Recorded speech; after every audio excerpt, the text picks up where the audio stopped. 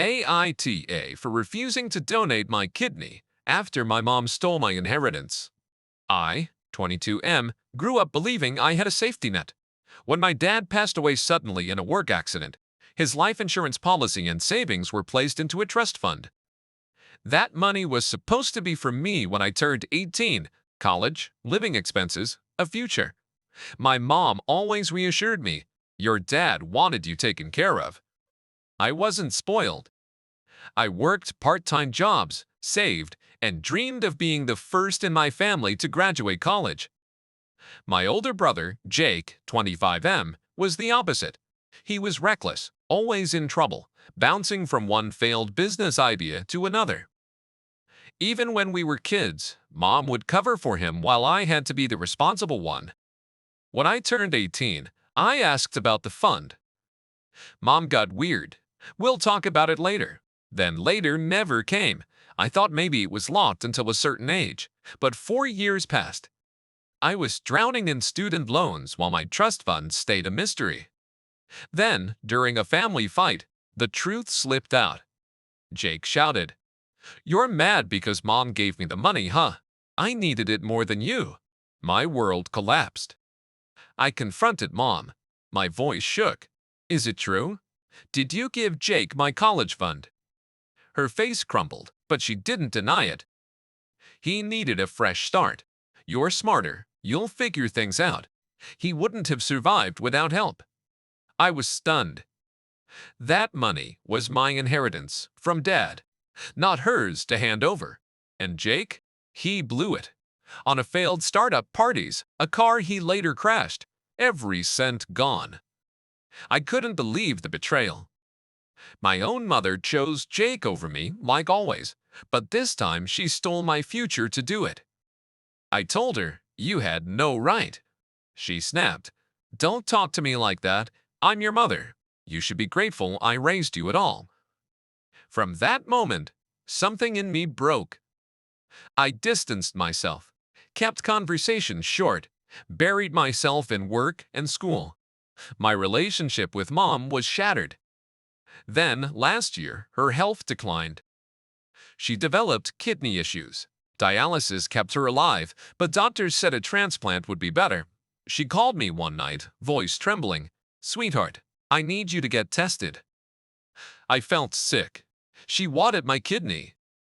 The same woman who stole my inheritance and left me drowning in debt was now asking me to literally sacrifice my body for her. I went to the hospital for initial blood work out of guilt. Turns out, I was a match. The doctor explained the risks: pain, recovery, possible lifelong complications. My hands shook as I held the papers. That night, Jake called me.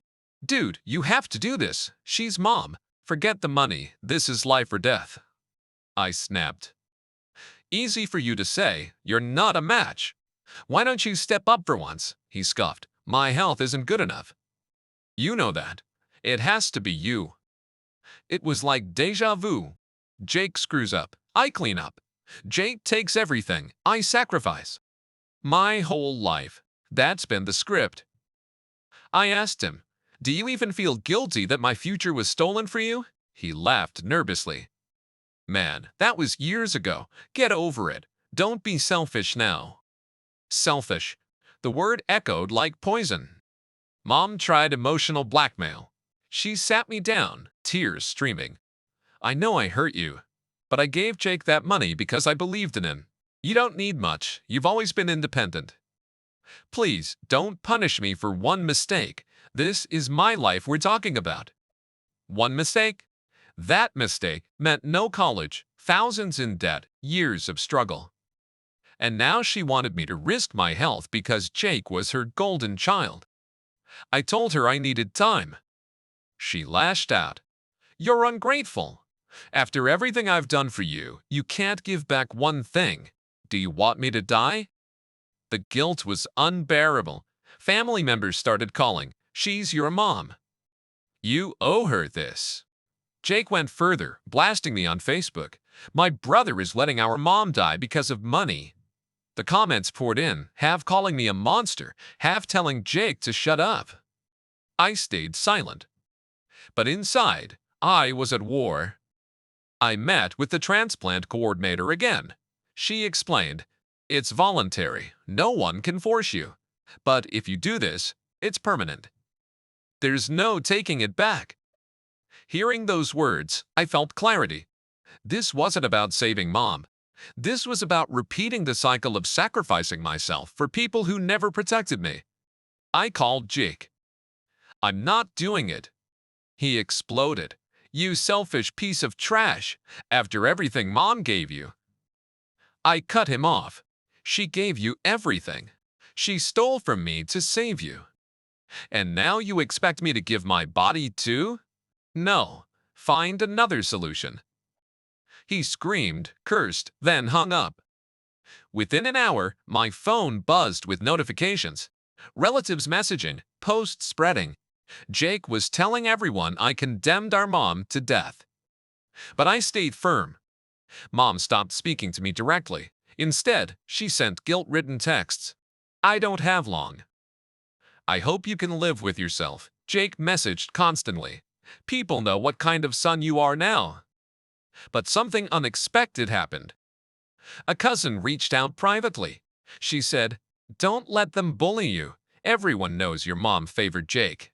Everyone knows what she did with your fund." Others chimed in. Apparently, my mom had bragged years ago about helping Jake start his business with leftover insurance money. Everyone thought it was shady, but no one said anything. For the first time, I felt vindicated. I wasn't crazy. The favoritism was real. The theft was real. And now the pressure was just another extension of it. Still, guilt gnawed at me. What if she really died? Would I regret it forever? Or was this the only way to break free from decades of manipulation? The breaking point came during a family gathering. Relatives tried to intervene. Jake stood in the middle, ranting, "My brother is letting our mother suffer because he's bitter about money." I finally snapped. I pulled out copies of the trust fund documents, the proof from Dad's will. This wasn't her money to give. It was mine. She stole from me, handed it to Jake, and now she wants my kidney too. You call me selfish. What about them? The room fell silent. Some relatives gasped. Jake turned red, sputtering, "That's not the point." I looked him dead in the eye. "No, that's exactly the point. I won't sacrifice myself for people who have taken everything from me already." Then I left. For once, I felt in control. Now, weeks later, the storm is still raging. Jake won't stop trashing me online. Some relatives cut me off. Others quietly support me. Mom is still on dialysis. She hasn't spoken to me since that night. I don't know if she'll survive long term. A part of me aches with guilt. She's my mother after all. But another part feels free. For years, I was the backup plan, the disposable child, the one expected to sacrifice while Jake got everything. This time, I chose myself. So Reddit, am I the asshole for refusing to donate my kidney to my mom after she stole my inheritance to save my brother?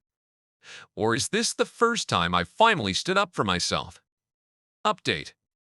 A month later, word spread. Jake wasn't a match, but he also refused to even try living donation. He just wanted me to be the scapegoat. My mom ended up on the transplant list. She's still waiting. The fallout? Jake's business collapsed. Creditors came after him. He begged me for help. I laughed for the first time in months. "Ask Mom," I said, and hung up. Relatives who once criticized me now admit they see the truth. "Your mom played favorites. Jake used her. You don't owe them your life."